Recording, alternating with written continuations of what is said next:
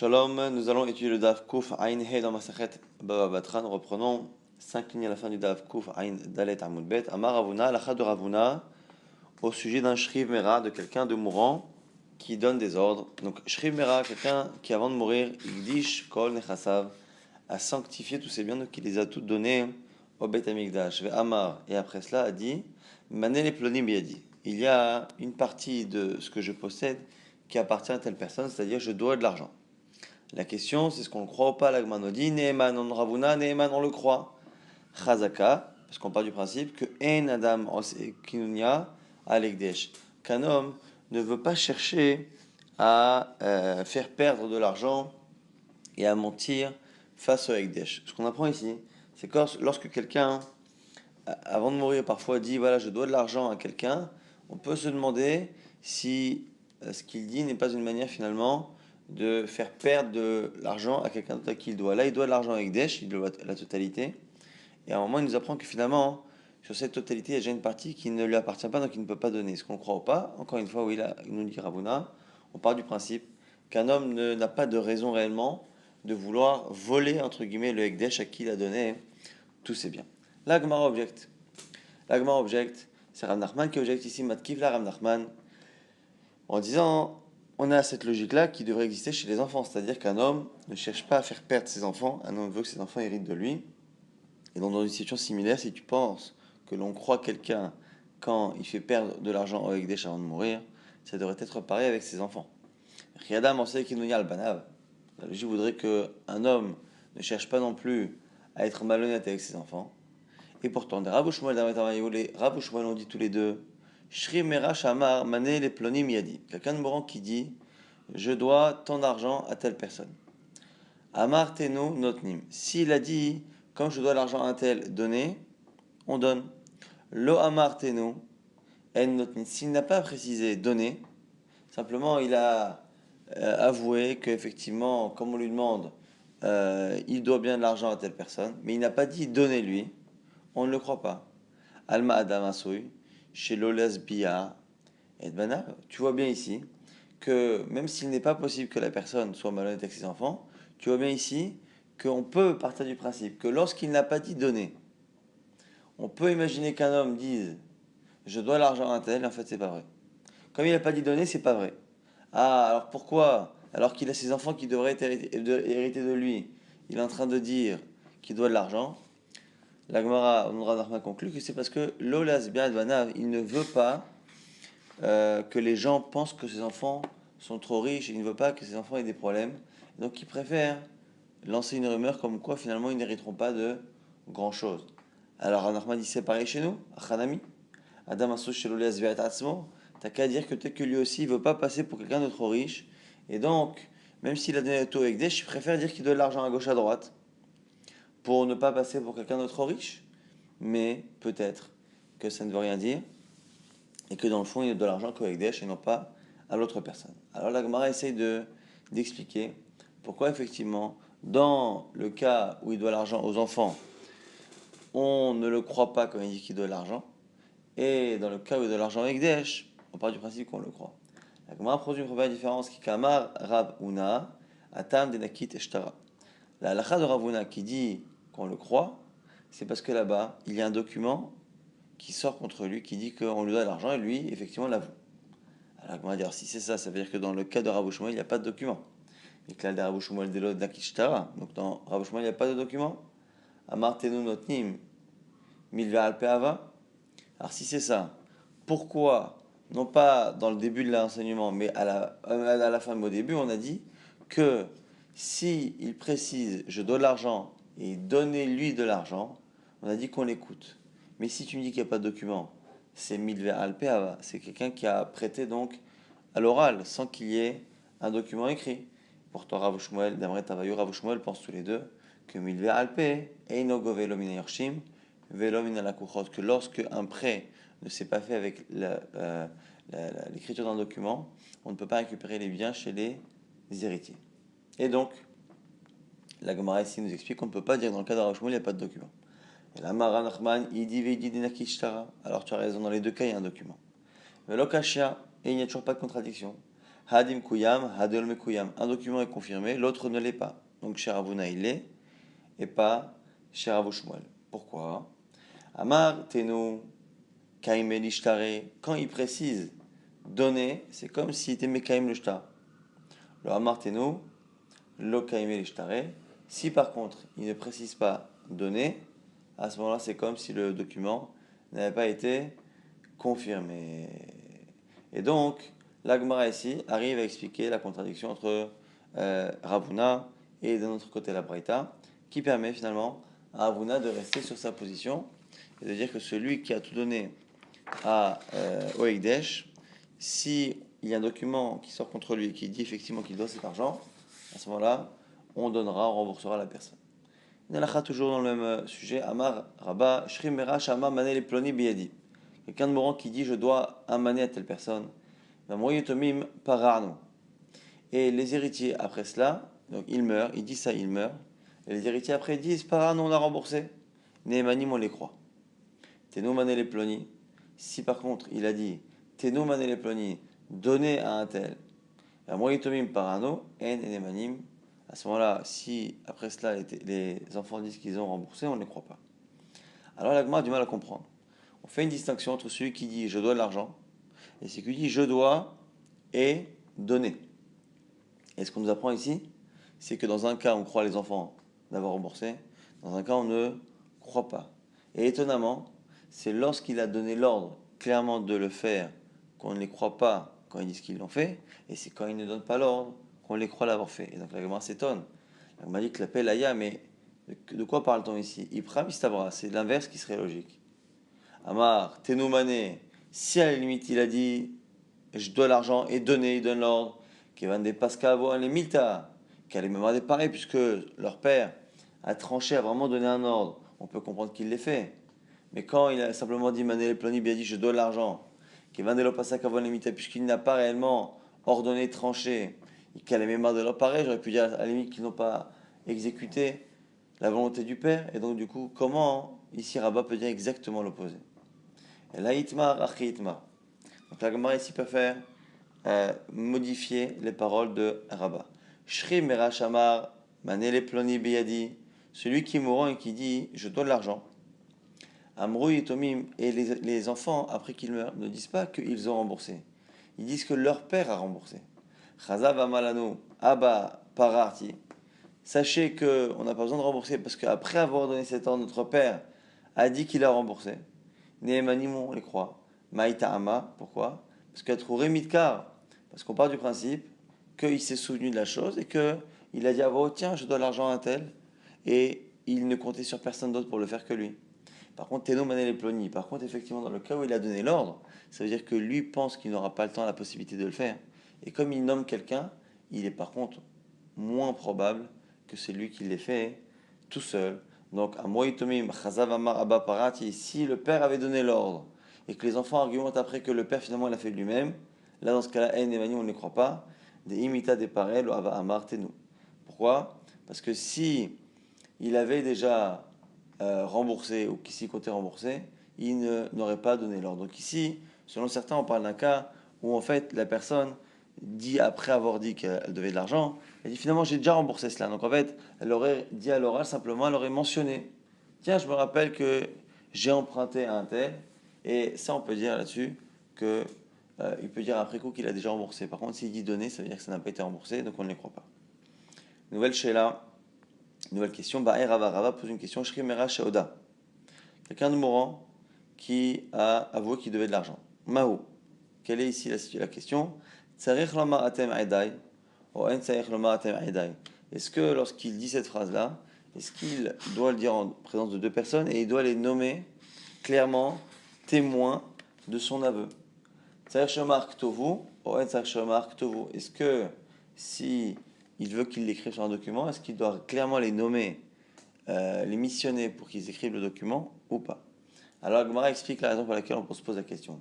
Adam Mishate Besha'ad Mita, Oen Adam Mishate Besha'ad Mita. Est-ce qu'un homme perd un peu la raison avant de mourir et donc on ne tient pas compte de ses paroles ou pas? Si on ne tient pas compte de ses paroles, il faut absolument qu'il rajoute des conditions, c'est-à-dire qu'ils disent écrivez ou qu'ils disent soyez mes témoins. Matar Debaya Adar Pashta, Rava lui-même qui pose la question après l'avoir posée, a donné lui-même la réponse. El Adam Mishate Beshad Mita, un homme ne perd pas la raison avant de mourir. Vedivre Shrim Mera Ketuvim Mekimesurim d'amour, et au contraire, les paroles d'un Shrim Mera ont plus de valeur que celles d'un autre, et donc on part du principe qu'elles sont déjà écrites comme si c'était un document. Nouvelle Mishnah Malvet Ravero Beshtar, celui qui prête de l'argent avec un document, Gove Minechasim Shorbanim, pourra récupérer non seulement les biens que la personne possède, mais même les biens que la personne ne possède plus, qu'il a vendus entre-temps. Donc après évidemment la date du prêt, il pourra récupérer ce qu'on appelle les nechassim, les biens qui sont asservis à la dette depuis le moment de la dette. On verra pourquoi, parce que part du principe que lorsqu'il y a un document qui est fait de prêt, tout le monde est au courant. Donc la personne qui achète savait qu'elle achetait d'une personne qui était endettée. À l'idée Adim, si par contre il n'a prêté l'argent que devant deux témoins sans écriture d'un document, Govin Minechassim Benechorin, il ne peut récupérer que les biens disponibles, libres, mais pas les biens Mishorbanim. Otsia Alav Ktaviado, Sheu Chayevlo, celui qui sort un papier qui prouve qu'il lui donne l'argent, mais qui n'est pas un document dans le sens classique du terme, c'est vraiment une feuille sur laquelle il a écrit lui-même, par exemple, que l'autre lui donne l'argent et l'autre a signé. Ou un document dans lequel ils ont écrit tous les deux, mais que il n'y a pas de témoin. Donc c'est pas un shtar, mais c'est un papier. Chez Uchayavlo, Gobe, Minechassim, Minechonim, là aussi c'est comme un prêt à l'oral, c'est-à-dire que la personne pourra récupérer les biens qui sont disponibles. C'est une preuve effectivement d'un prêt, mais ça n'est pas assez fort et ça n'a pas pu créer la rumeur telle que la personne qui a pu acheter les biens après était au courant. Donc du coup, il n'y a pas ici de possibilité de récupérer les nechassim shorbanim. Lorsqu'on a ici à Arev un garant, on en a parlé quelques jours, un garant qui s'engage financièrement pour ce prêt, mais qui a posé sa signature après le prêt. Le prêt s'est fait tel jour, et quelques jours après, quelqu'un vient garantir ce prêt, mais après que le prêt ait été contracté, accepté et même lancé. Le prêteur ne pourra se faire rembourser chez le garant que des biens disponibles. C'est histoire un jour qui s'est passé dans Rabbi Ishmael. Et Rabbi Ishmael a confirmé en disant que le prêteur ne peut récupérer chez le garant que les biens disponibles. Amarlo Ben Nanas, un chacham qui s'appelle Ben Nanas lui a répondu, et non govelo minechassim mishorbanim, velo minechassim benechorim. Moi je pense qu'un Arev qui est venu à poser sa signature après le prêt ne s'engage en rien, on ne peut rien lui récupérer, ni les biens disponibles, ni ceux qui sont vendus. Amarlo, Rabbi Ishmael le dit lama. Pourquoi? À la réponse, Amarlo Ben Nanas, Are achonek et echad bashuk. On a ici un prêteur qui refuse plus ou moins de prêter. Il ne veut pas bashuk. Comme ça, ochavero, Amarlo anachlo. Et on a un troisième qui vient et qui dit au prêteur qui refuse de prêter, il lui dit, écoute, anachlo, laisse-le, vani eten lecha, et moi je te rembourserai.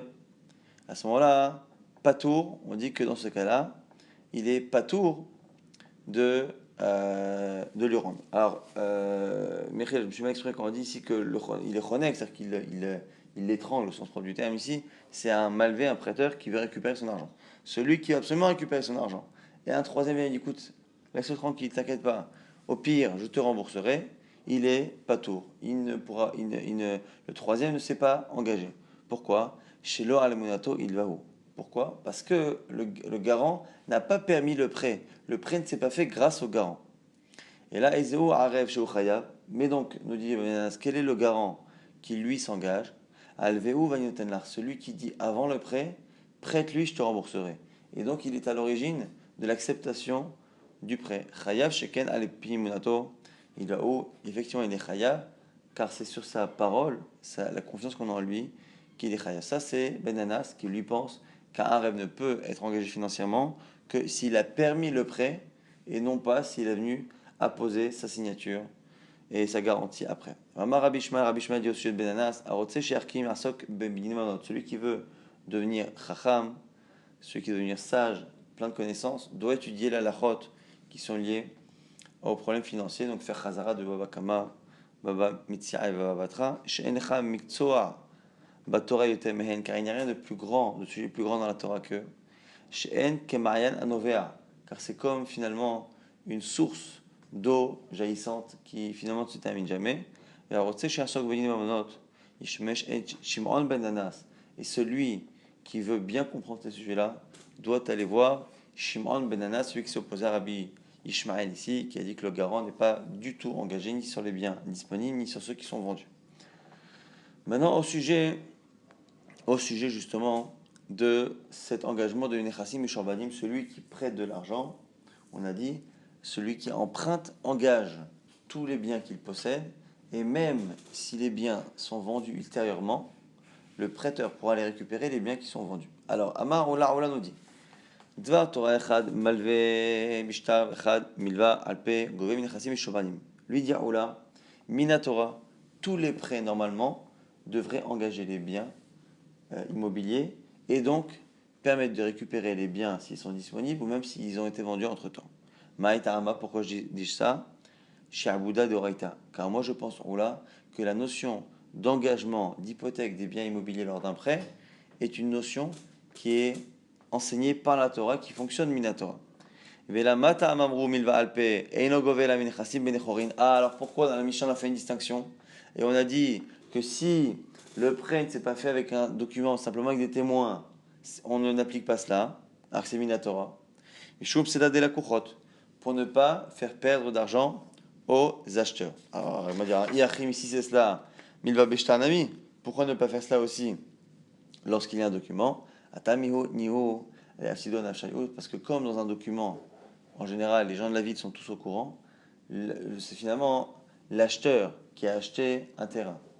Et il savait, grâce à la rumeur qu'il y a eu lors de l'écriture du document, que cette personne-là était engagée à rembourser une certaine somme et qu'il était possible que du coup on lui récupère ce terrain. C'était à lui de négocier le prix du terrain, c'était à lui de négocier une certaine clause dans l'achat du terrain de telle sorte à ce qu'on le rembourse. Et donc, c'est lui qui a pris ce risque-là. Alors que dans le cas où il n'y a pas de document, il n'y a pas forcément de connaissance de la chose, et là il y a vraiment des pertes. Donc c'est pour ça nous dire, oh là, que c'est, même si Minatora, on devrait appliquer cette idée-là partout, ici on ne le fait pas dans le cas où la personne ne pouvait pas savoir pour pas qu'il y ait de pertes. Maintenant, Rabat a une vision tout à fait opposée.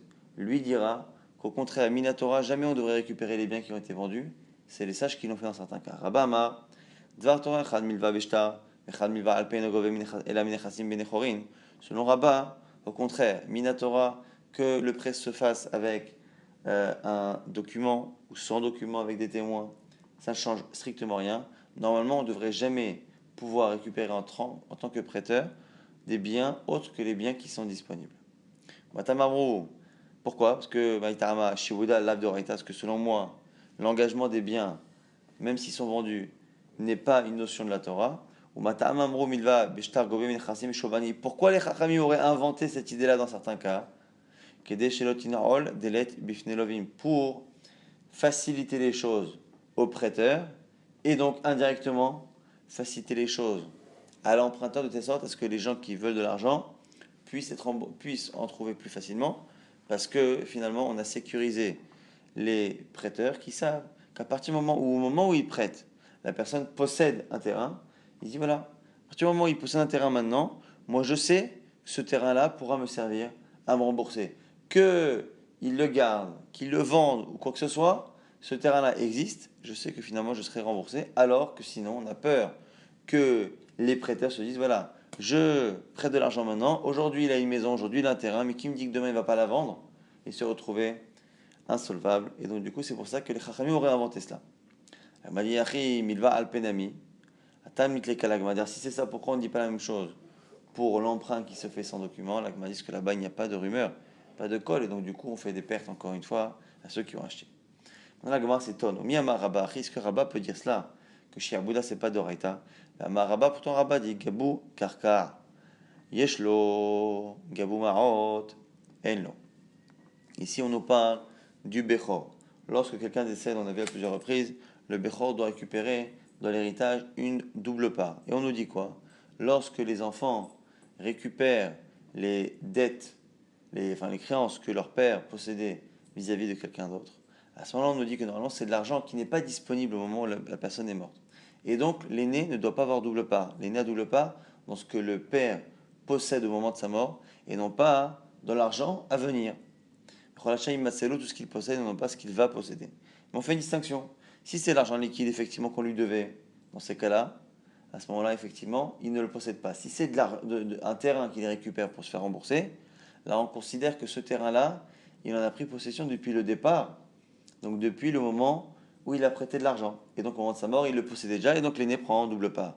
Kabou Karkar, si les héritiers se font rembourser avec un terrain, Yeshlo l'aîné a double part.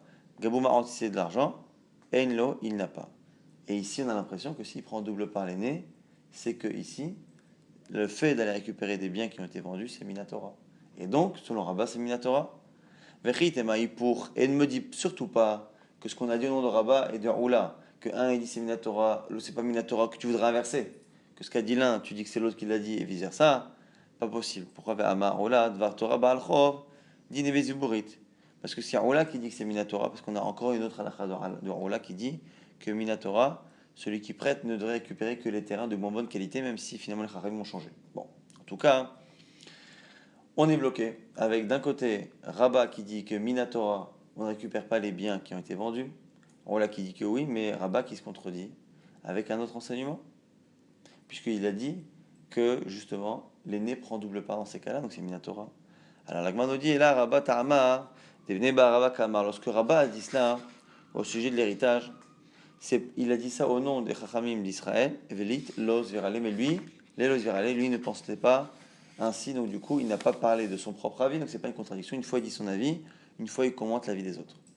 Maintenant, Rav Shmuel Awetavayo, Rav et Shmuel, les deux pensent, Milva alpe enogove lomina yorshim, velomina lakuchot. Selon eux, lorsque quelqu'un prête à l'oral, sans qu'il y ait de document, on ne pourra pas récupérer ni les biens qui ont été vendus, et on ne pourra même pas récupérer l'argent chez les héritiers. Maïtarama, pourquoi? Parce que Shia Bouddha, l'Avdoraita, eux aussi pensent que Minatora, il n'y a pas d'engagement des biens, même si après ils sont transmis à un héritier ou à un acheteur. Rabbi Yochanan et Rabbi Shimon ben Lakish, Amratav Milva Alpe, Gobe ben Minarshim, ben Minalakuchot, Resh Lakish et Rabbi Yochanan qui eux pensent que lorsque la personne doit de l'argent, on pourra récupérer les biens chez son fils qui aurait été ou chez son acheteur. Eux pensent que chez Abuda, Deoraita, l'engagement des biens immobiliers est une notion qui est enseignée par la Torah. Maintenant, l'Agmara va objecter à Rav Shmuel, qui pense que c'est pas Minatora et qu'on ne récupère pas les biens des héritiers et des acheteurs. Métivé, Achoferbor, Birshut Arabim, Venafal Alav Shor, on a quelqu'un qui creuse un puits dans le domaine public.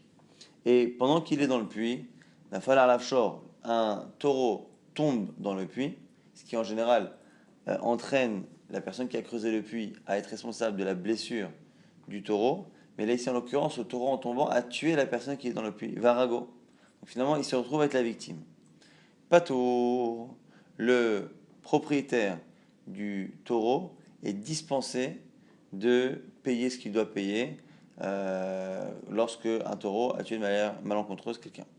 Vélo ordonne non seulement ça, et lâché immétachor, mieux que ça. Si le taureau meurt, ce seront les héritiers de celui qui a creusé le puits qui est mort à cause du taureau qui devront payer le prix du taureau au propriétaire. Alors, ici, qu'est-ce qu'on apprend en tout cas de cette braïta? On voit que même s'il n'y a pas ici d'engagement qui est fait à l'oral, on va récupérer les dettes chez les héritiers. Ici, lorsque un taureau a été tué par le puits de quelqu'un, le fait d'aller récupérer chez les héritiers, alors qu'il n'y a pas eu d'engagement oral, montre qu'on va récupérer au-delà d'un engagement qui est écrit. Amara Be'ila Amarav, Beshahamad Bedin. Donc la Gemara essaye de distinguer, de dire là-bas, c'est parce qu'en fait, entre-temps, il y a eu un Bedin qui a été créé. La Gemara dit Ve'harago Katane. Il s'est marqué qu'il est mort sur le coup. Amara Vadabar Ahava Sha'asao Trefa.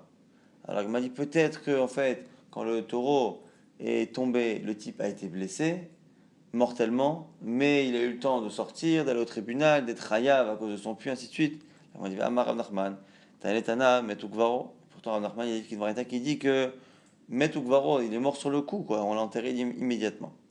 Alors il m'a dit quoi Atam de Yadve de Apuma de Vera Vechivu. Donc la Gemara essaye d'être métaret de manière un peu bizarre en disant qu'en fait, au moment même où le taureau est tombé, il y avait trois juges qui étaient présents et qui ont dit du coup que celui qui avait creusé le puits était Chayav.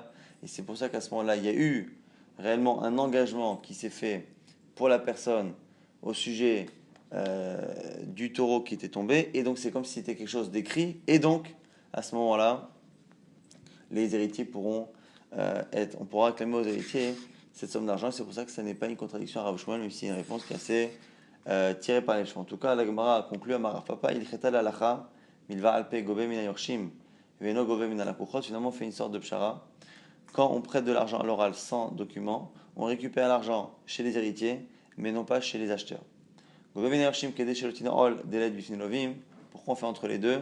On permet de la récupérer chez les héritiers pour rassurer les prêteurs et donc faciliter la possibilité pour les emprunteurs d'avoir des gens qui leur prêtent de l'argent, pour pas que la personne se dise attends mais il suffit que le type décède et que son fils hérite pour que je ne puisse pas réclamer mon argent.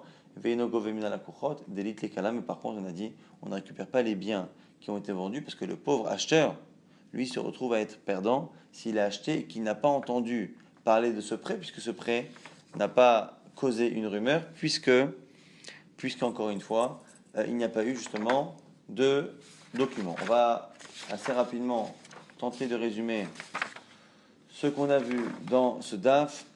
Alors, on a vu que lorsque quelqu'un donnait tout son argent avec Ekdesh et qu'après il disait finalement il devait de l'argent à quelqu'un, on part du principe que la personne n'a pas de raison d'être malhonnête, de faire perdre de l'argent avec Ekdesh et qu'il doit après de l'argent.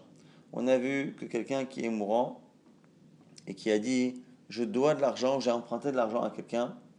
Et si ces enfants disent en fait, il a dit ça, mais il avait déjà remboursé, on les croit.